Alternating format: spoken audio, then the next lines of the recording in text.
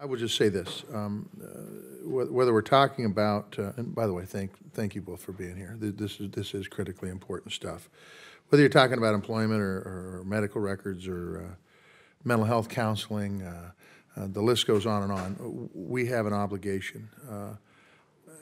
And quite frankly, I've been on this committee now starting my 5th year, and you've got a committee here that's willing to work with both the Department of Defense and the VA to make things better for our veterans.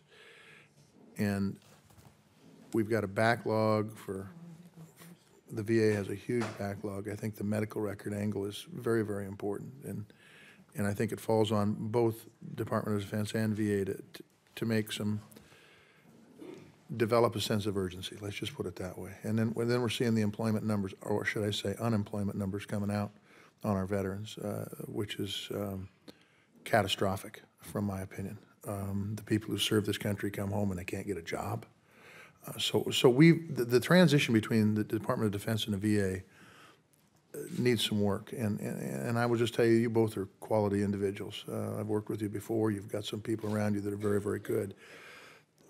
We just got to get this fixed. I mean, we really do. And whatever we can do, and hopefully they have some suggestions on what maybe we can do as a committee, what you need as individual agencies, to move forward with this seamless transition in a way that makes sense in all areas, because our veterans deserve no less. Deputy Secretary Lynn, you guys know the statistics for unemployment for our veterans as they come back in. It's atrocious. True, we're coming out of the worst recession since the 30s, but the fact of the matter is where our unemployment rates are for our veterans returning from combat are totally unacceptable. The chairman has a bill, which I am a co-sponsor of, that she referenced in her opening remarks. And one of the things it does is it establishes a system for certifying the work and the skills gained in the active military service.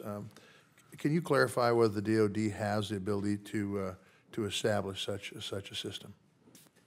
And what it does is basically, if you've got a medic that's working in the medical field, or if you've got a truck driver, the list goes on and on. There's a lot of skills that are learned in the military. To be able to certify to the private sector, once they get out of the DoD, be able to certify to the private sector that they have these skills. Does the DoD have that ability? I'll have to get back to you for the record. I'm not aware of a program like that, but...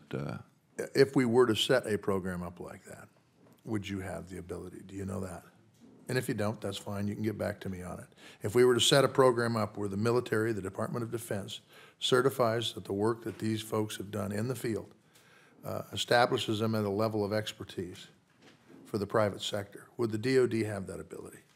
Let me get back to you. Okay, I appreciate that. I think it's critically important. We heard from, 2-3 weeks ago, a young gentleman by the name of Eric Smith in here who couldn't get a job in the medical field because there was no recognition of the work that he had done as a medic, which is pretty incredible. Deputy Secretary Gould, we have talked about electronic medical records for a long, long time. The GAO came out with a report or expressed concerns that the DoD and the VA lack the mechanisms for identifying and implementing efficient and effective IT solutions to create a joint system. I'm sure you're aware of that. Can you speak to the measures you have taken to address that? Senator, I'd be happy to. And if I might just add for Bill Lynn's sake, at the VA, we've been very focused on this issue. I think you're right. It's an opportunity for our veterans to translate the skills they have. And so we actually have been working with DoD on this. VA has a system in place to help translate those skills that you're talking about. Someone who drives a truck in the military, logs 100,000 miles under combat conditions, they ought to be safe for America's roads. Can we find a way to do that a little bit more easily and efficiently? My sense is we can.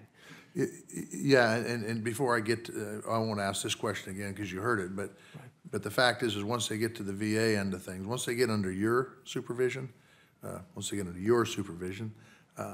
it's too late. I mean, this process has to be started when they're in the active military, because you actually, it's important we certify what they've done. So I appreciate that. Sure. And I appreciate, Deputy Secretary, I appreciate you be willing to get back to us and talk to us about how this is, how the chairman's bill will work, in fact, in the military. Because if it doesn't work, we're going to have to address that then. So how about the GAO concerns about the IT between DOD and VA. Senator, I think the GAO concerns are legitimate, and as a result, the two secretaries got together and said, we're going to fix it. And that's the reason why we've decided to implement a joint common electronic platform for our health records. And one thing, if I could say quickly, that should give this committee confidence that we're heading down the right road, despite Secretary Lynn's concerns about the challenge of doing that, is we've already delivered a prototype of the new interface. We will have in place by July of this year the new graphical user interface that will be the front end of this system. Does that address the GAO concerns? It does, directly. Okay. So it provides that common interface Okay. that both DOD docs and VA docs have said would optimize their ability to treat patients in the system. We will have a single sign-on in North Chicago by the end of this year. And lastly, we'll have significant functionality shared between the two agencies by June of 12. So we are moving down the road quickly on incremental delivery of this new system. So would it be fair to say the recent concerns the GAO put forth, you've addressed all the concerns? I think that's fair to say that GAO has laid out an objective analysis of where we were, and in the last 60 to 90 days, we've taken enormous strides forward. Those recommendations and the direction that the Secretary has set has got us going down to address these. Okay. We Are there will any do that. concerns that aren't being addressed? No. Okay. I'm out of time. Senator Johansson. Senator Tester. Yeah, thank you, Madam Chair. For you, Deputy Secretary Lynn, we've got a Air Force Base in Great Falls called Malmstrom Air Force Base we're particularly proud of in Montana and I think throughout the country. The issue of a medical records repository, which I don't know if you know anything about, but the Air Force is looking to put a medical records repository, several of them around this country. Malmstrom Air Force Base is in the running. We have got Montana State University right next to that Air Force Base has a phenomenal online health information technology system, medical billing, coding, medical transcription courses. It would be a perfect fit.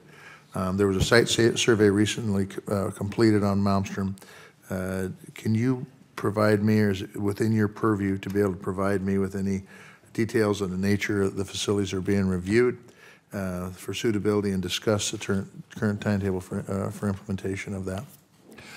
That particular one, no. But what I can tell you is, as part of the integrated electronic health record that Secretary Shinseki and Gates have directed at a foundational level, what will make this successful is the use of common data, is for the same record to go from DOD to VA with the service member. And so the initial piece, and in many ways the most important, is to go with common data. Part of that is we are going to rely on common data centers. We're going to utilize common data centers. Where we are in terms of actual site locations, I can't get into it at this point.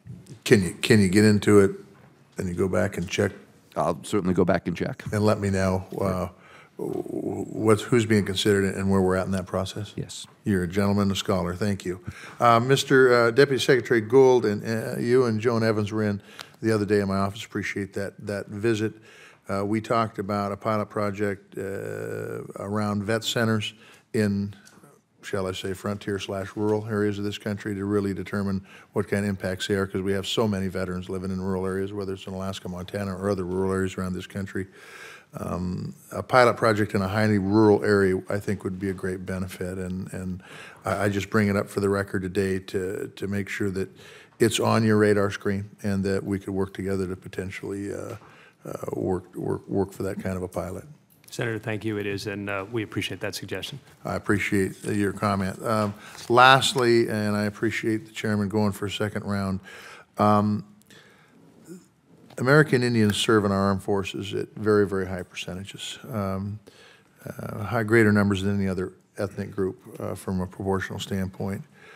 Health care for veterans on our Indian reservations is an ongoing struggle. Unemployment rates are through the roof. are there any collaborative efforts that either of you know to specifically target the population in Indian country as they transition from the DoD to the VA? We have recently appointed a senior executive to focus on Native peoples, veterans issues. We're focusing across the country on their needs, developing policies directly suited for them. We focus in our yellow ribbon and outreach efforts on making sure that every veteran is aware and enrolled in the system as early as possible. We're achieving about a 95% rate of penetration on that. And so we're very focused on making sure that we have the people, resources in place, and the programs to be able to serve Native Americans.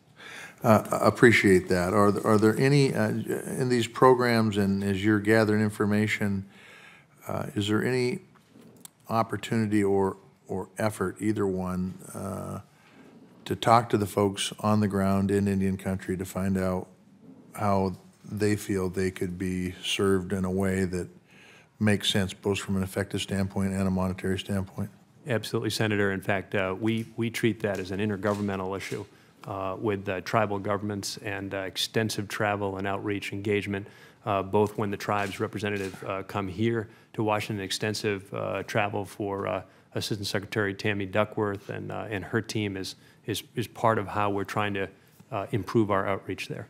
I appreciate that very much. Thank you, Madam Chair, and I want to once again thank you both for being here today. I appreciate it. Thank you.